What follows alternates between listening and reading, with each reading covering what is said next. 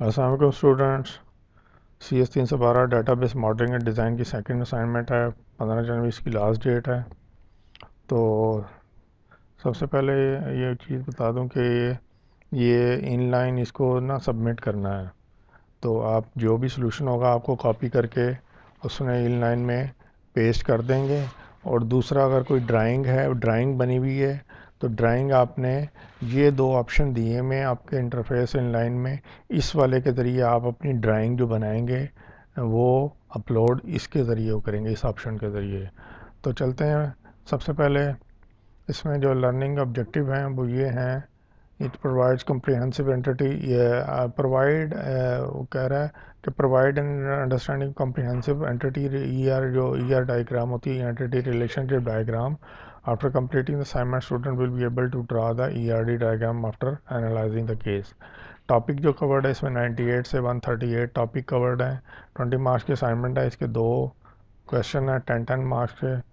तो इसमें मैं आपको उसका ये देखें, सिनेरियो ये है कि बैंकिंग ऑपरेशंस का ओवरव्यू है। In the domain of banking operations each bank is identified by it's unique name. Her bank जो होता है उसका यूनिक नेम होता है और उसका स्पेसिफाइड कोड होता है, आइडेंटिफिकेशन होती है। एंड द एड्रेस, और उसका एड्रेस होता है। तो अब बैंक, ठीक है जी, बैंक के साथ उसकी तीन चीज़ें रिलेटेड होती हैं, नेम, कोड और एड्रेस, ठीक है। और ब्रांचेस होती हैं। Branches operating under a bank are organise by their branch number. Branches जो होती हैं उनका ब्रांच नंबर होता है और ब्रांच नेम होता है और एड्रेस होता है, ठीक है, यूनिक टू ईच ब्रांच। फिर customers are identified within the system by their name.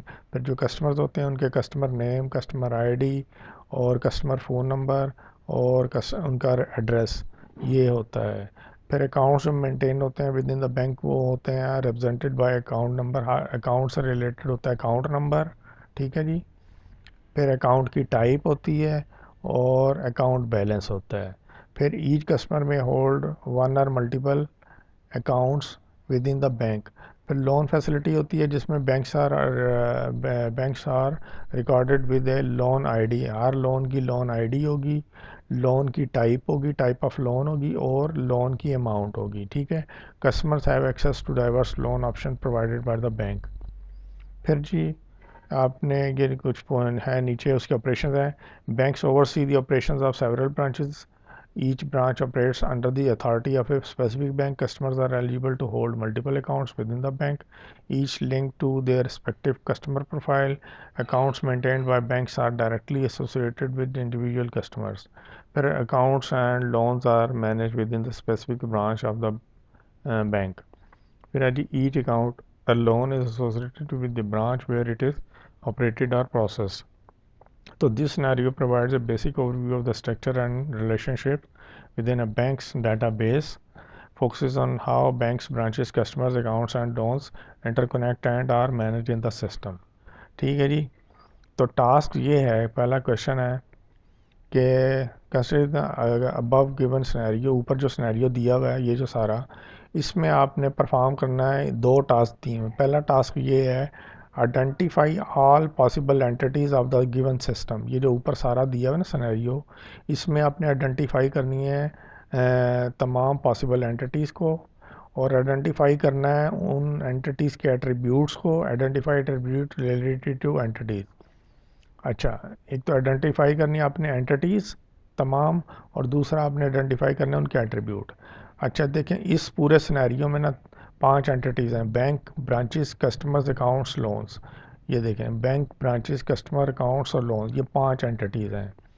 Her entities के जो उसके रिलेटेड एट्रीब्यूट कौन से मैंने बता दिए हैं। बैंक के एट्रीब्यूट हैं name, bank name, bank code और बैंक का एड्रेस। और ब्रांच के एट्रीब्यूट हैं ब्रांच नंबर, ब्रांच नेम और ब्रांच एड्रेस। कस्टमर के एट्रीब्यूट्स हैं customer ID, customer phone number, customer address, ये कस्टमर के हैं। फिर अकाउंट के जो हैं एट्रीब्यूट हैं, अकाउंट नंबर है, अकाउंट टाइप है और अकाउंट बैलेंस है। तो फिर लोन के जो हैं एट्रीब्यूट हैं, लोन की आईडी है, लोन की टाइप है और लोन की अमाउंट है। हर एक के तीन तीन है, 5 एंटिटीज़ हैं और उनके तीन तीन एट्रीब्यूट्स हैं। तो आपने इस तरह से एक टेबल बना के इस तरह यहाँ पे एंटिटीज़ लिख देनी है, उसके आगे उनके एट्रीब्यूट्स लिख देने हैं। ठीक है, ये पांचों एंटिटीज़ लिख देनी है और टेबल बना के पांचों एट्रीब्यूट लिख देने हैं और इसको कॉपी करके आपने अपने इनलाइन इंटरफेस में जो एलएमएस के वहाँ पे पेस्ट कर देना है। ये तो था पहला टास्क।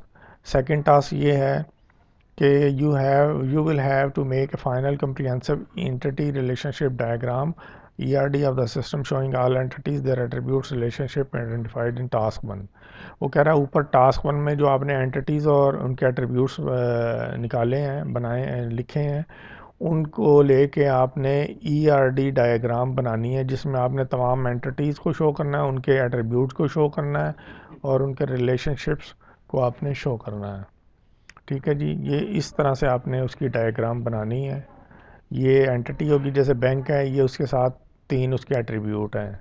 ठीक है जी, और इसका ये रिलेशनशिप होगा बैंक और ब्रांच के दरमियान, वन टू मैनी का रिलेशनशिप होगा। इस तरह से आपने वो डायग्राम बनानी है। मेरे ख्याल से आपको समझ आ गई होगी, तो उम्मीद है आपके लिए मेरी वीडियो काफ़ी हेल्पफुल होगी। तो वीडियो को लाइक कर लें अगर मेरी वीडियो हेल्पफुल है और चैनल को सब्सक्राइब कर लें। Thanks for watching. अल्लाह हाफिज़।